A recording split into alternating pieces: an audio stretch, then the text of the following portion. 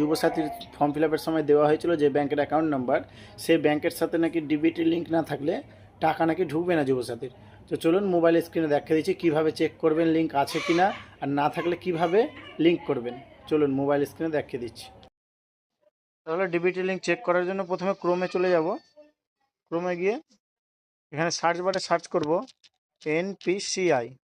NPCI লিখে যে 2 নম্বরে ন্যাশনাল পেমেন্ট কর্পোরেশন অফ ইন্ডিয়াতে ক্লিক করব। ক্লিক করার পর প্রথম যে ওয়েবসাইট সেটা ক্লিক করব। ক্লিক করার পরে যে বাম দিকে উপরে 3 লাইন আছে এখানে ক্লিক করতে হবে। 3 লাইনে ক্লিক করার পরে এই যে 2 নম্বরে কাস্টমার বলে যে অপশানটা আছে এই অ্যারোতে ক্লিক করব।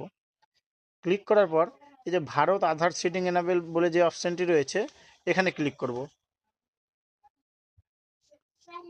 এই ভারত আধার সিডিং এনাবেল এখানে ক্লিক করতে হবে।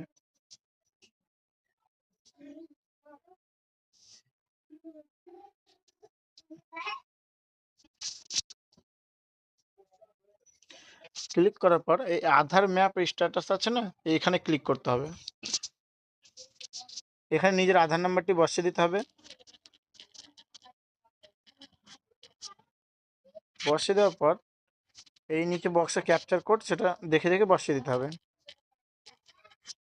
চেক স্ট্যাটাস অপশন যে আছে এখানে ক্লিক করতে হবে। ক্লিক করা মাত্রই ফোনে একটা 6 ডিজিটের ওটিপি যাবে, যেটার সাথে আধার কার্ডের সাথে যে মোবাইল নাম্বারটা লিঙ্ক আছে সেই মোবাইলে। আমরা ওটিপিটা দেখে দেখে বসিয়ে দেবো।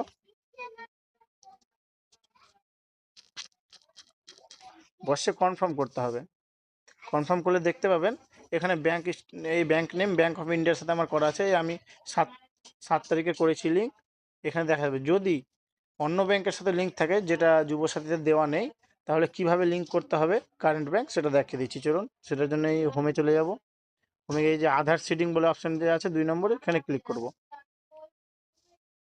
ক্লিক করার পর আবার সেই আধার নাম্বার এখানে বসিয়ে দেবো।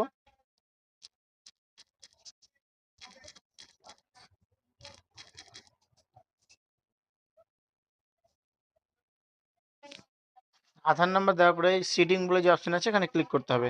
সিলেক্ট ব্যাংক করতে হবে, মানে যুবসাথীর যে ফর্মে যে ব্যাংক দিয়েছি সেই ব্যাংকের নাম সিলেক্ট করবে। তারপরে 3 নম্বরে অপশন আছে movement from one bank of another bank, মানে অন্য কোনো ব্যাংকে থাকলে যদি অন্য কোনো ব্যাংকে করতে চাও তখন এখানে ক্লিক করবে, আর যদি সেম ব্যাংকে অন্য অ্যাকাউন্টে করতে চাও তাহলে 2 নম্বরটা। তো 3 নম্বরে ক্লিক করবে। করার পর এখানে দেখে দেখে অ্যাকাউন্ট নাম্বারটা এন্টার করে দেবে।